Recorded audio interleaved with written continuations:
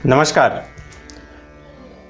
झारखंड के जमशेदपुर में एक घटना घटित हुआ जिसको अंजाम दिया झारखंड सरकार के संरक्षण में झारखंड पुलिस ने। घटना क्या था आज आप सबों को मालूम होगा। 8 दुकानदारों ने जमशेदपुर के कदमा थाना क्षेत्र के कदमा में ही 8 दुकानदारों ने, हिंदू दुकानदारों ने, यहाँ साफ साफ बताना जरूरी होगा, हिंदू दुकानदारों ने, 8 हिंदू दुकानदारों ने अपने प्रतिष्ठानों पर, अपने दुकानों पर विश्व हिंदू परिषद व बजरंग दल द्वारा अनुमोदित हिंदू फल दुकान ऐसा लिखा हुआ बैनर उन्होंने लगाया अपने प्रतिष्ठान पर, अपने फल दुकान पर। 8 फल और सब्जी दुकान, उन दुकानों पर जैसे ही वो बैनर लगा विश्व हिंदू परिषद बजरंग दल के द्वारा अनुमोदित हिंदू फल दुकान, इसको ध्यान में रखिएगा। हिंदू फल दुकान का उस बैनर लगने के तुरंत बाद जिहादियों के अंदर, मुसलमानों के अंदर, साफ तौर पे सेक्युलर जमात के उन तथाकथित हरामियों के अंदर दर्द शुरू हो गया। और वह दर्द क्या कि ये हिंदू दुकान, हिंदू फल दुकान, यह कैसे चल सकता है। तुरंत उसका वीडियो फोटो लिया गया। फोटो लेने के बाद एक जिहादी मुसलमान ने उस फोटो के आधार पर ट्विटर में झारखंड सरकार को टैग करते हुए, झारखंड पुलिस को टैग करते हुए, जमशेदपुर पुलिस को टैग करते हुए इस पर अविलंब कार्रवाई करने की मांग की। मांग किसने किया, ध्यान दीजिएगा।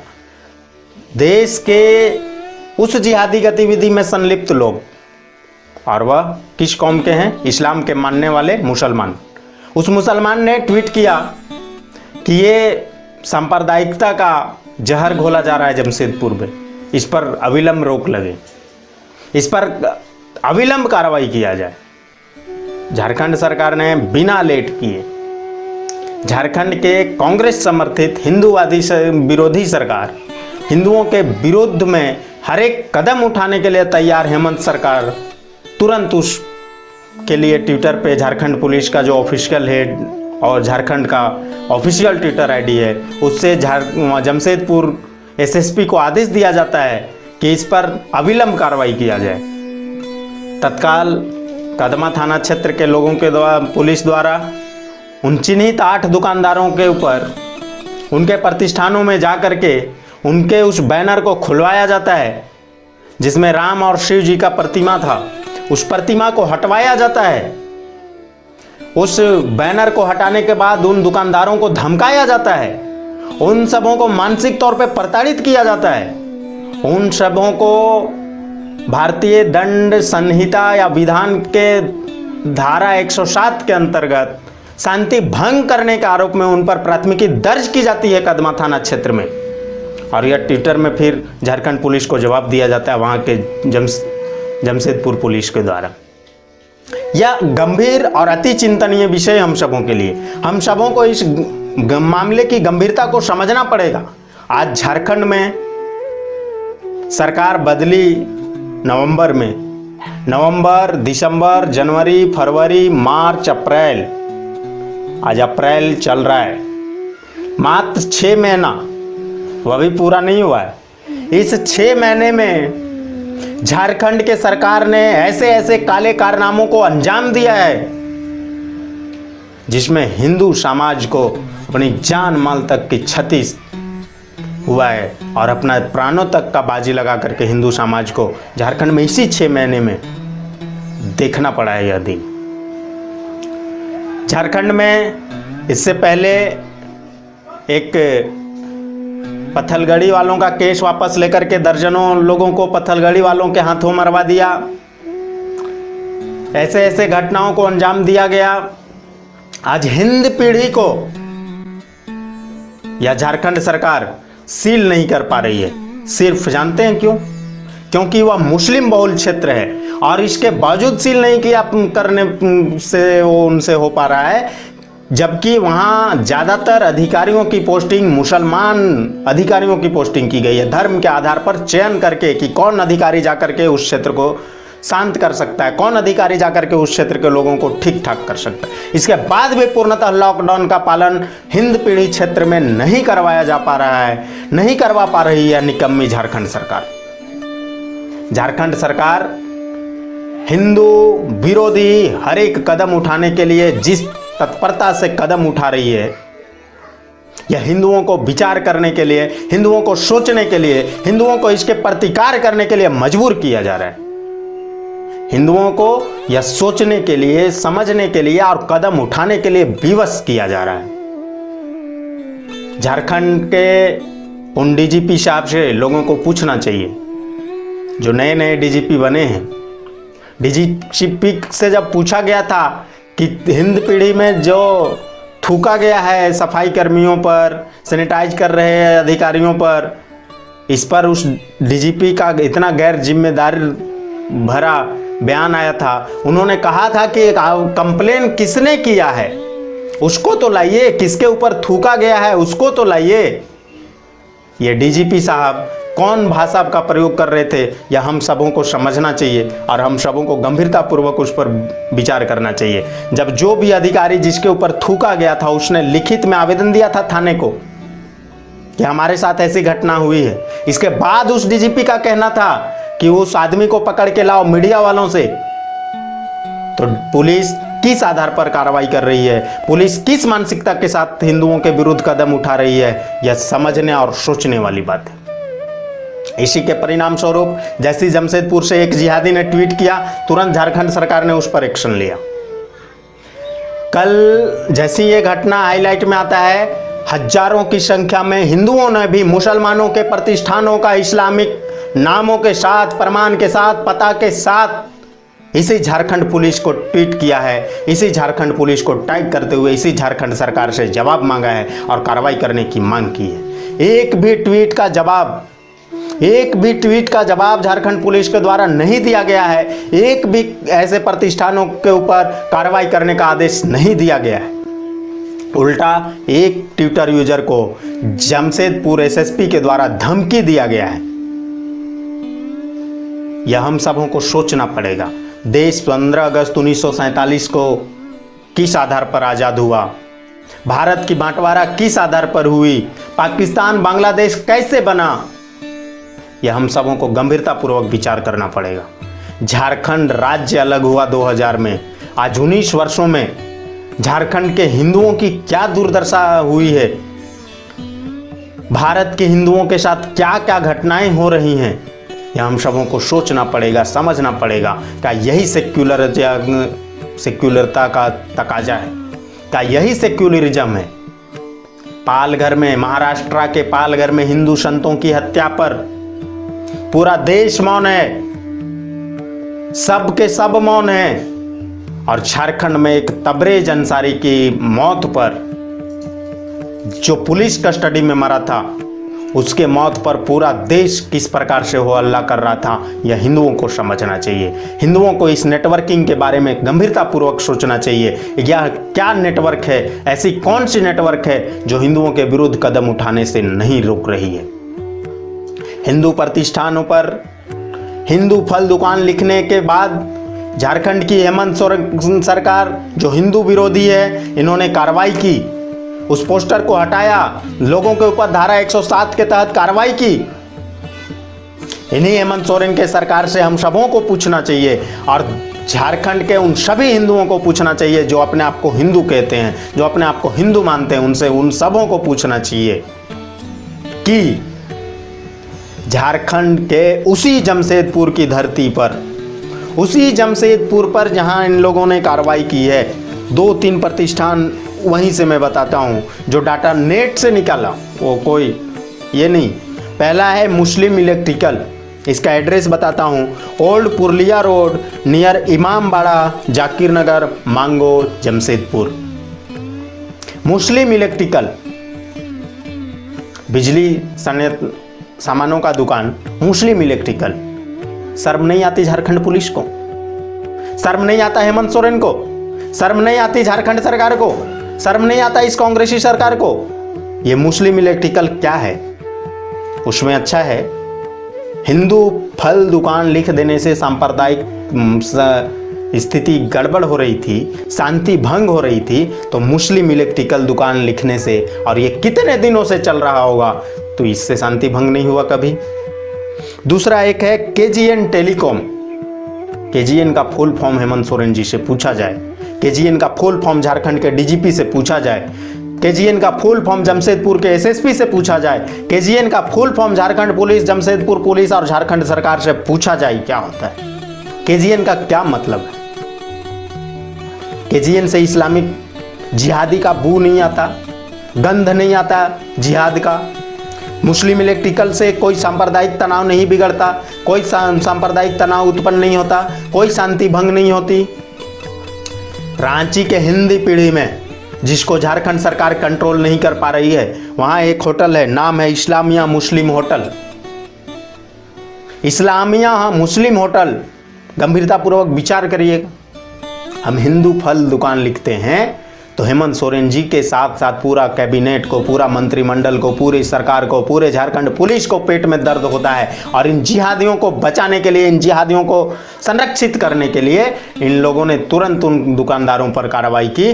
तो हिंद पीढ़ी के इस कुर्बान चौक हिंद पीढ़ी रांची में इस्लामिया मुस्लिम होटल, ये नाम ऑनलाइन आप ढूंढ सकते हो। जो भी इस वीडियो को देख रहे हो, प्रमाण के लिए आपको ये नाम पता सहित बता रहा हूँ। आप डिटेल में जाने के लिए गूगल में जाकर के कर सकते हो कि कुर्बान चौक हिंद पीढ़ी में इस्लामिया मुस्लिम होटल है या नहीं है। यदि है तो वह कैसे है। जब हिंदू फल दुकान नहीं हो सकता तो इसलिए हम इस्लामिया मुसलमान होटल कैसे हो सकता है, मुस्लिम इलेक्ट्रिकल कैसे हो सकता है, केजीएन टेलीकॉम कैसे हो सकता है। और एक रांची की ही बता रहा हूं, मुस्लिम पान दुकान, ध्यान दीजिएगा नाम पे, मुस्लिम पान दुकान, करबला रोड, नावाटोली, रांची। सरकारों से पूछिए, इस निकम्मी सरकार से, हिंदू विरोधी सरकार से हर एक हिंदुओं को पूछना चाहिए। आप जहां भी हैं, फेसबुक, व्हाट्सएप, सोशल मीडिया के किसी भी प्लेटफॉर्म पे हैं, ट्विटर पे जाइए, इन लोगों से सवाल पूछिए। इन लोगों से सवाल पूछना ही पड़ेगा। इन लोगों से बिना सवाल पूछे आप हिंदू संस्कृति, हिंदू सभ्यता और हिंदू समाज को सुरक्षित नहीं रख सकते हो। और ऐसे घटनाओं के प्रतिकार के लिए आप सबों को आगे आना पड़ेगा। आप सभी आगे आए, इन लोगों से सवाल पूछें कि जब हिंदू फल दुकान नहीं चल सकता है तो मुस्लिम इलेक्ट्रिकल कैसे चल रहा है, केजीएन टेलीकॉम कैसे चल रहा है, इस्लामिया मुस्लिम होटल कैसे चल रहा है, मुसलमान पान दुकान कैसे चल रहा है, वह भी झारखंड सरकार के नाक के नीचे, जमशेदपुर पुलिस के नाक के नीचे, उसी जमशेदपुर में, उसी रांची में। झारखंड की पूरी बात करेंगे तो ऐसे हजारों प्रतिष्ठान हैं जिसमें साफ साफ आप देख सकते हैं, कुछ में इस्लाम, मुसलमान, ईसाई, ये सारा नाम से आपको पता चल जाएगा। यदि इन दुकानों में, इन प्रतिष्ठानों में, इन नामों से आपको कोई फर्क नहीं है तो हिंदू फल दुकान से, मात्र और मात्र हिंदू फल दुकान से आपको क्यों परेशानी है। माननीय हेमंत सोरेन जी, आप झारखंड के मुख्यमंत्री हैं और आपको ये जवाब देना चाहिए, ये बताना चाहिए राज्य के जनता को कि इस लॉकडाउन की स्थिति और परिस्थिति में मुसलमानों के द्वारा पूरे देश भर से वीडियो वायरल हो रहे हैं। को फल बेचने जाते हैं तो थूक करके बेच रहे हैं, पेशाब करके बेच रहे हैं। तो हिंदुओं को इतना भी अधिकार नहीं है कि अपना पोस्टर लगाए, साफ साफ दिखे कि ये हिंदुओं की दुकान है। और यदि नहीं है तो किस कानून के, संविधान के, भारतीय दंड संहिता, दंड विधान, आईपीसी के किस धारा के अंतर्गत ऐसा कानून लिखा हुआ है कि मुसलमान तो अपने प्रतिष्ठान इस्लामिक मजहब के आधार पर खोल सकते हैं, ईसाई तो ईसाई मजहब के आधार पर, ईसाई संप्रदाय के आधार पर अपना दुकान खोल सकते हैं, लेकिन हिंदू अपने धर्म और अपने समाज के हिसाब से, हिंदुत्व के हिसाब से अपना प्रतिष्ठान नहीं खोल सकता है। इसके लिए आप एक गैजेट लाइए, अखबारों में बड़े बड़े विज्ञापन दीजिए कि हर एक हिंदुओं को ऐसा ऐसा आदेश दिया जाता है, दिशा निर्देश जारी कर दीजिए। नामों की क्या क्राइटेरिया होगी, आप नाम का सूची दे दीजिए कि किस आधार पर नाम रखा जाएगा। हिंदुओं के फलों के दुकान को आप वहाँ से श्री राम और शंकर जी का मूर्ति हटा दो, फोटो लगाए, फोटो हटवाते हो, और हिंदू मौन है। हिंदू कब तक मूक दर्शक बन करके रहोगे? मैं तो कहता हूं, मैं डीजीपी को बोला हूं, ट्विटर के माध्यम से झारखंड पुलिस और झारखंड सरकार को यह आगाह किया हूं कि जो नाम मैंने बताया, अगर इस पर अविलंब कार्रवाई नहीं हुई, हम सबों को नहीं दिखा कि ऐसे होटलों पर, ऐसे इलेक्ट्रिकल दुकानों पर, ऐसे पान दुकानों पर, ऐसे फल दुकानों पर, ऐसे हर एक प्रकार के दुकानों पर आपने जल्दीबाजी में कार्रवाई नहीं की, उन प्रतिष्ठानों के बैनरों को नहीं हटाया, उनके नामों का परिवर्तन नहीं किया, तो लॉकडाउन का पालन करते हुए हम सभी अपने घरों के बाहर झारखंड सरकार के मुख्यमंत्री श्री हेमंत सोरेन जी का और झारखंड के डीजीपी, उस राजनीतिक डीजीपी और जो राजनीति कर रहे हैं, उनके भाषा सुनिएगा, उनके बोलने का तरीका सुनिएगा, एकदम खुला राजनीति कर रहे हैं, उन डीजीपी साहब का दोनों का पुतला दहन हम सभी घर के बाहर करेंगे। और यदि 3 मई को लॉकडाउन खुला और उसके बाद भी आपने इन प्रतिष्ठानों पर कार्रवाई नहीं की, तो हम सभी पूरे झारखंड में ऐसे प्रतिष्ठानों को बंद करवाने के लिए, पूरे झारखंड को बंद करने के लिए संकल्पित होंगे और हिंदू समाज को सड़कों पर उतरना होगा। हिंदू समाज सड़क पर उतर करके आपसे हिसाब मांगेगी। उस वक्त मत कहिएगा, उस वक्त आप ये मत कहिएगा कि आरएसएस और भाजपा वालों की काम है। आरएसएस वाले के ऊपर आप लोगों का टेढ़ा नजर होता है, विश्व हिंदू परिषद बजरंग दल वालों के ऊपर आप लोगों का टेढ़ा नजर होता है। एक भी ऐसी घटना पूरे झारखंड में बता दीजिए जहां आरएसएस के एक कार्यकर्ता, बजरंग दल का एक कार्यकर्ता, विश्व हिंदू परिषद, किसी भी हिंदू संगठन के कोई भी कार्यकर्ता को जिसने पुलिस के ऊपर पथराव किए हो, जिसने अपने मंदिरों में, अपने घरों में किसी बाहरी लोगों को शरण दिया हो, छिपा करके रखा हो। और मैं दर्जनों उदाहरण, सैकड़ों उदाहरण देने के लिए तैयार बैठा हूं।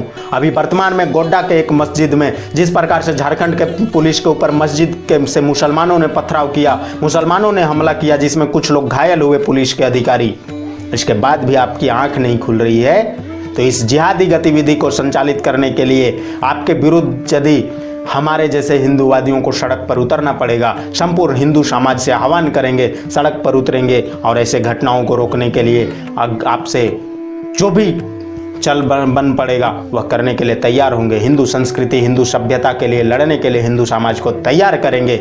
हम हजारों वर्षों तक मुगलों से लड़े हैं, 70 वर्षों तक कांग्रेस से लड़े हैं, 150 वर्षों तक अंग्रेजों से लड़े हैं, तो आपसे भी लड़ लेंगे। आप ये मत सोचना कि अब हिंदू संस्कृति, अब हिंदू सभ्यता यहीं से समाप्त हो जाएगी। आप सभी से, जो हमारे इस वीडियो को देख रहे हैं, आप सभी से निवेदन होगा, आप जहाँ भी हैं, फेसबुक, व्हाट्सएप आजकल सभी को यूज करते हैं। यदि आप फेसबुक, व्हाट्सएप का उपयोग करते हैं, ट्विटर का उपयोग करते हैं, तो इसे सोशल मीडिया का सदुपयोग करिए। हिंदू और हिंदू समाज के विरुद्ध हो रहे षड्यंत्रों को समझिए, इन षड्यंत्रों के विरुद्ध कदम उठाइए, इन षड्यंत्रों को रोकने के लिए सरकारों से सवाल पूछना शुरू करिए, सरकारों से जवाब मांगिए। इसी आग्रह के साथ आप सबों से निवेदन होगा, यदि हमारा वीडियो पसंद आए तो हमारे चैनल को सब्सक्राइब करें, हमारे इस वीडियो को ज़्यादा से ज़्यादा लोगों तक पहुंचाएं, ताकि हमारा जो संदेश है वो ज़्यादा से ज़्यादा लोगों तक पहुंच सके, हम ज़्यादा से ज़्यादा हिंदुओं को इस सभी मामलों की जानकारी दे सकें और हिंदू समाज को संगठित कर सकें। आप सबों से निवेदन, आप संगठित होइए, सतर्क होइए, सजग होइए। सरकारों के भरोसे आप अपने संस्कृति, सभ्यता की रक्षा नहीं कर सकते। आपके हिंदुत्व पर बार बार हमला किया जा रहा है, आपके हिंदू समाज के अस्मिता पर बार बार हमला किया जा रहा है, चाहे वह कांवड़ यात्रा पर हमला हो, चाहे वह मूर्ति विसर्जन की यात्रा पर हमला हो, चाहे वह आपके हिंदू प्रतिष्ठानों के इस बैनर खोलने की हमला हो। यह सरकारी तंत्र और जिहादी तंत्र दोनों आपके साथ षड्यंत्र कर रहे हैं। इन षड्यंत्रों को समझने के लिए, इन षड्यंत्रों को रोकने के लिए आइए एक मंच पर हम सभी संगठित होकर के ऐसे घटनाओं का प्रतिकार करें। इसी आग्रह के साथ आप सबों का बहुत बहुत धन्यवाद। जय श्री राम, भारत माता की जय।